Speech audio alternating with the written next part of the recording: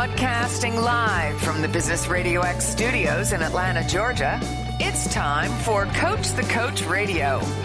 Brought to you by the Business RadioX Ambassador Program, the no-cost business development strategy for coaches who want to spend more time serving local business clients and less time selling them. Go to brxambassador.com to learn more. Now, here's your host. Lee Cantor here, another episode of Coach the Coach Radio, and this is going to be a good one. Today we have with us Rodney De Iorio with Iorio Coaching. Welcome, Rodney. Hi, Lee. Thank you very much for having me on the show today. Well, I'm excited to learn what you're up to. Tell us about your practice. How you serving folks? Well, I am a business coach, and I've been a business owner many times over in my life. But most of the time, what I've found in the industry is there's life coaches and then there are business coaches, and they are very different in their approaches and what they cover. Now, having a business background, I primarily talk with small business owners to medium-sized business owners, and that's my ideal client. But I like to say that we are life coaching for business owners, because so often, business just becomes so much of your life when you're a business owner.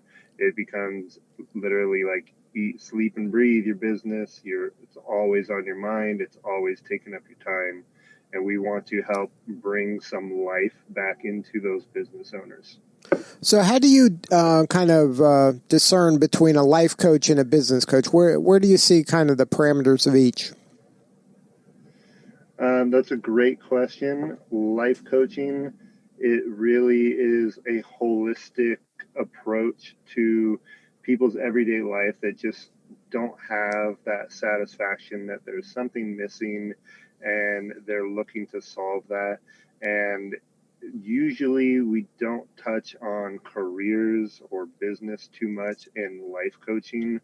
It's really more about your relationships and various other aspects of health and your just general happiness, and helping you go from an okay life to a great life. Now, I do all of those things because there's so much that is overlapped with business. Our relationships with our colleagues, our employees, your suppliers, manufacturers, customers, relationships are a big fundamental there. And everything else, your regular daily health, making sure you're not just grabbing a candy bar out of the snack drawer and that's going to be your lunch, because you're a business owner and you're always on the go. In business, we touch more when we're talking about business coaching. We touch a lot more about how to better your relationships, and we do that through energy leadership. And what I mean by energy leadership is that we all lead a life. No matter how many people you lead, with the size of your team, big or small, you at least lead yourself through life. And the energy you have going into every single day, every appointment, every meeting you have, that energy is going to dictate what happens. And we like to help our business owners and all clients really address the energy level that they have. And there's a very scientific approach to that, but I won't get into it today. But we address the energy levels that they have and realize that they have a choice and what's triggering said energy. And we help them better their business so that they can have a successful business, but at the same time live a life of fulfillment. Now, in your career, you went from a business owner, and I'm sure when you were running that business, that was pretty all-encompassing, and that was taking a lot of your time and energy. When you kind of moved to the next chapter and decided to become a coach, you're still a business owner because you still own this coaching business, but now you're also kind of advising other people on how maybe that they can do better in running their business and operating their business. Was that a big shift mentally for you to go from, putting on the hat of, okay, I'm here to solve my business's problems, to now it's a kind of a larger mission. I'm helping other people solve their business problems? I wouldn't say it was a large shift, but there was definitely a change in mentality. My first business that I owned was a dry cleaning business. So it's very much service oriented and one-to-one with customers, but the interactions are very short and to the point. And I had a great customer base in the city that we lived in. When I switched into the coaching role after selling that business, I was already working with coaches myself as a client and following different business leaders and trying to, help myself as a business owner through those means. So I was already working with a coach, and I really got this urge to just kind of help other business owners in that same way, to eliminate stress, to eliminate the struggles, especially for new business owners or people that don't even have a business yet, that have always had that dream of owning their own business. And they just don't really know where to start, and it's very overwhelming, and they just need some guidance. So when I made that shift into the coaching role, it was really very natural. It was just kind of like I stepped into it, and it was like, duh, this was always there. This is what I've been meant to do, and life has been leading me here. And now it's just a matter of like, okay, how can I get that professional training so that I can, do this and be certified and have the education and the knowledge to back up what I'm saying. Now, any advice for people considering being a coach out there? Like, how do you move from learning about coaching, and like you said, you had gone through coaching yourself, and then coming up with your own kind of Rodney methodology that's your secret power and your superpower and your secret sauce, in order to really kind of put your stamp on a methodology that works and also kind of really encapsulates your beliefs and philosophy?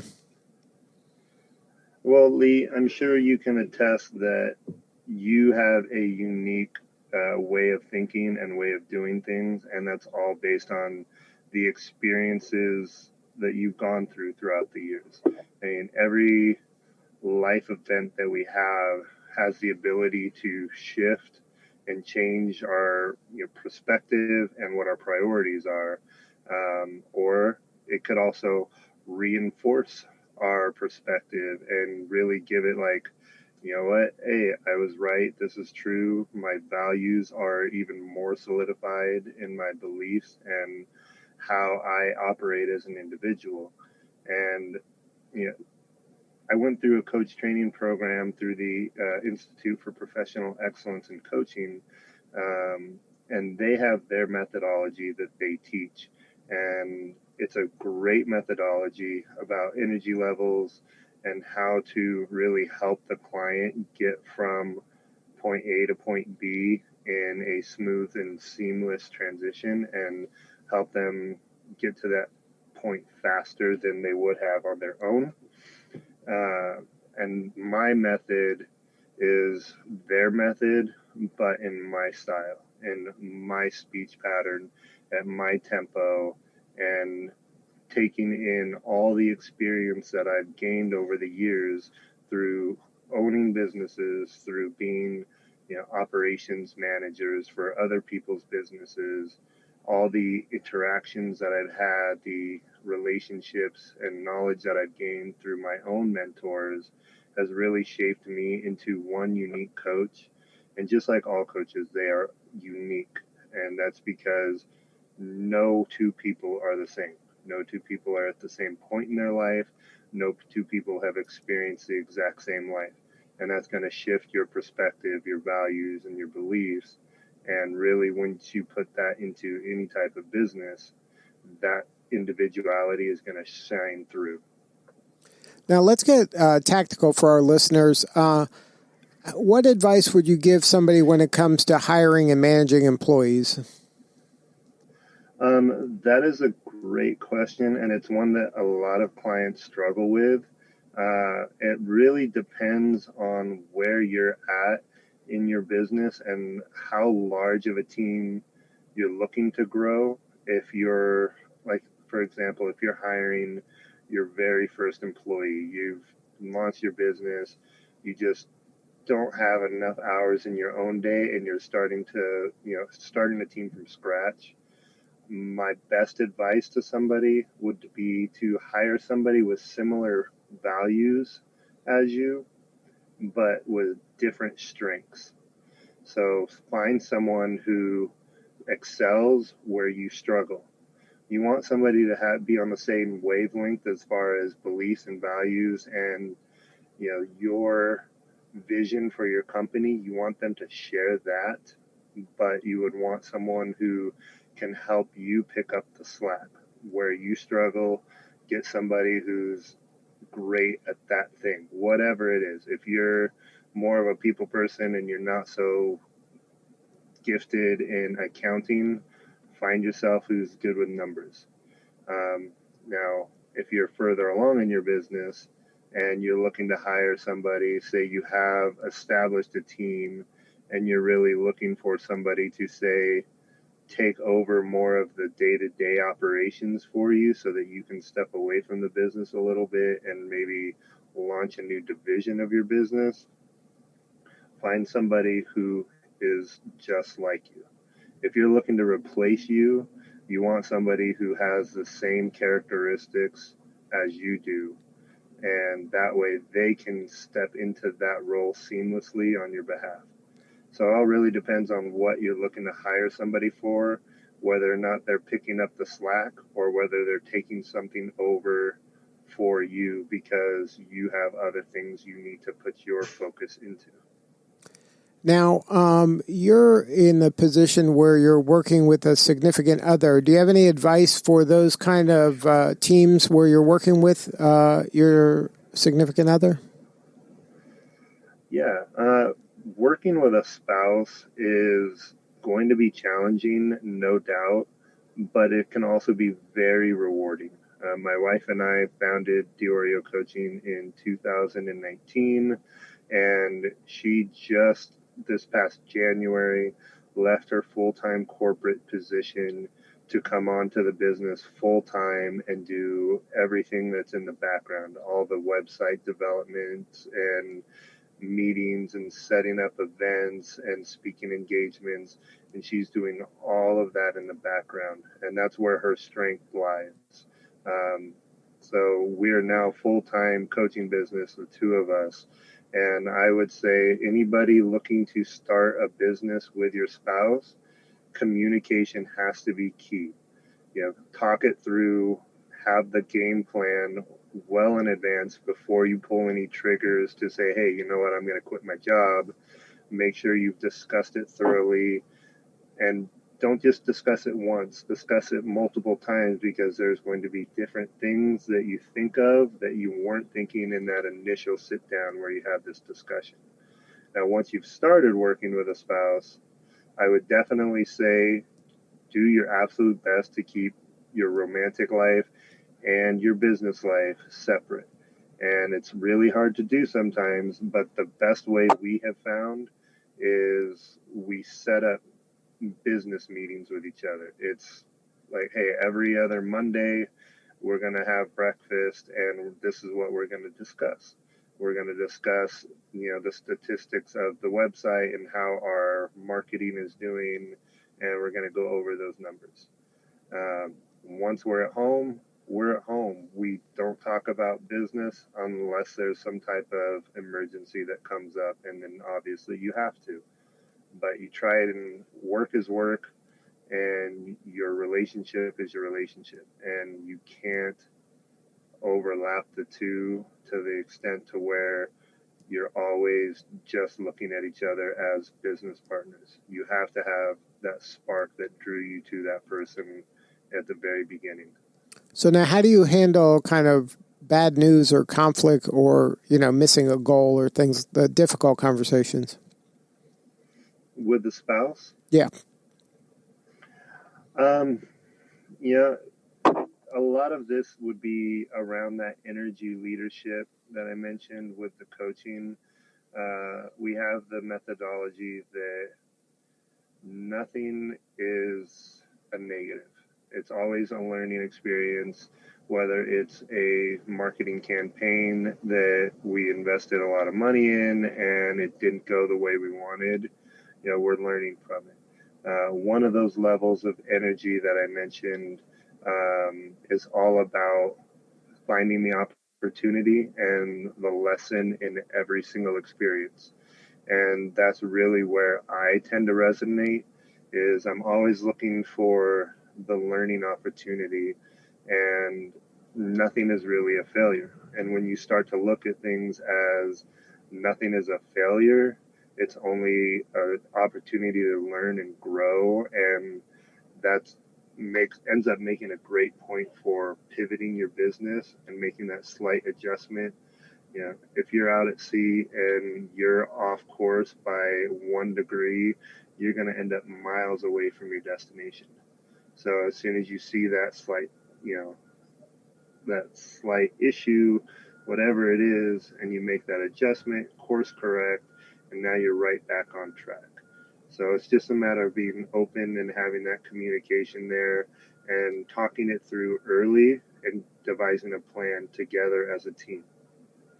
Now, you were in the position to successfully exit a business. Do you have any advice for folks who are contemplating exiting their business? It's all about timing in your life. I mean, and the reason you're exiting, if you're exiting just because you're not making the money you thought you would, I would reevaluate how you're doing the business and always be 10 steps ahead. Know what you want to do next. If now is the right time for you to exit the business, what are you going to do afterwards? I'm very big on don't make any rush decisions, make them calculated risks, plan them out ahead of time, and figure out what you're going to do. Now, if you're just looking to retire, you're going to go sit on a beach somewhere, great. Find somebody who wants to take over your business, or you can sell it into different pieces, whether or not you're going to, if you have land, you're going to sell the land and then separately sell your equipment. There's many different ways that you can exit a business, but have that exit strategy mapped out ahead of time so that you can do what's best for you and your family. Because again, this is life coaching for business owners. We're not just here to make the most amount of money. We're here to make the most amount of effect in people's lives. And yes, money makes that happen, but there's so much more to life than just the money. And people, please do not forget that. So now, can you share a story of maybe you were working with somebody that had reached a plateau or were maybe struggling and you were able to kind of intervene and help them kind of get to the next level? And obviously don't name names, but maybe just tell us a little bit about the industry or the type of business and what you did in order to help them. Yeah, I can recall of a couple, but one that's jumping to mind for me right now is someone I'm actually currently working with, and this person is a corporate employee looking to make an exit, and they're actually in Singapore, and they've are launching their own business, and they're in that transition period.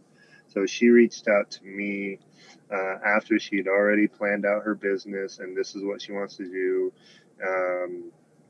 She's launching a cosmetics line, and she was just kind of struggling with the pace of the process, because she's always been an employee, never an employer, and she's now realizing that not everybody works at the same pace that she does.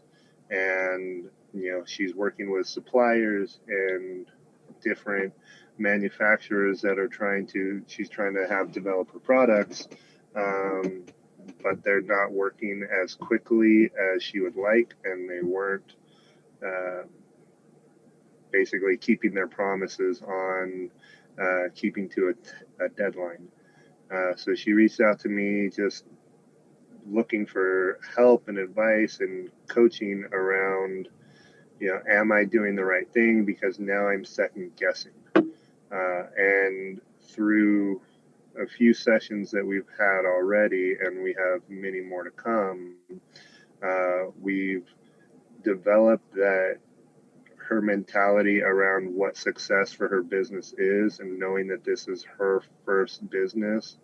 I really helped her set up milestones with what her different levels of achievement are going to be, and how she's going to, mark those levels. Because at first she was just, I want to be successful, and didn't really have an idea of what that looked like.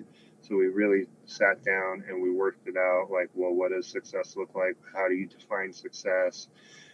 What is going to be your quarterly goals? What's going to be your annual goal? And how can you be easy on yourself, knowing that this is your first business, and learning how to learn from those missteps that we all inevitably take. We all take missteps from time to time. And like I said, it's just about learning from the experiences and making that adjustment. So she's now on a path where she's confident, where she was lacking confidence before. She's going easy on herself, knowing that she's going to make mistakes along the way, and that's not railroading her confidence or her ability to move forward and learn from it. As well as, she's given herself reasons to celebrate. So with every milestone she hits, with every success point that she gets to that's on her plan, she has something in mind as to how she's going to reward herself for her efforts and keep herself on track. Now, any advice for the people that are kind of always planning to plan? They're afraid of taking that kind of leap, and they're just always getting ready. Yeah, that paralysis by analysis, so to speak. Know that you're never going to have the perfect plan. You might think your plan is perfect, but once you put it into action, there's going to be those mistakes. There's going to be those things that you forgot about. So don't sit and try and have the perfect plan, because you'll be sitting there forever. You just have to have enough of a foundation there to where you can launch your business. Don't be afraid of it. Go for it.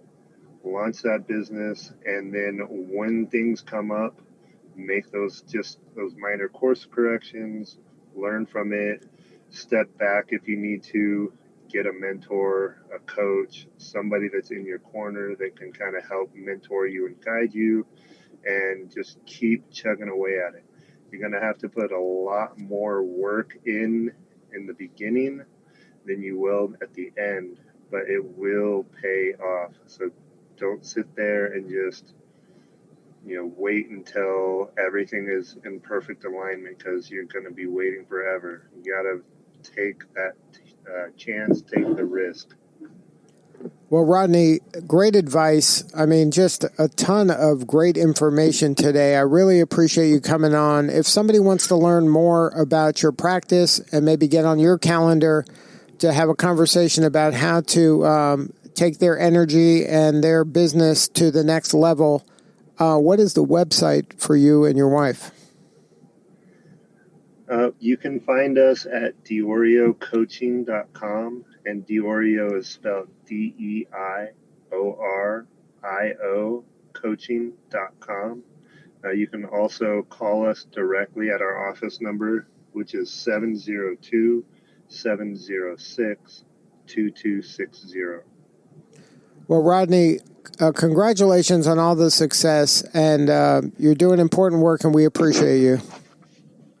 Yes, thank you for having me on the show, Lee. It was a lot of fun.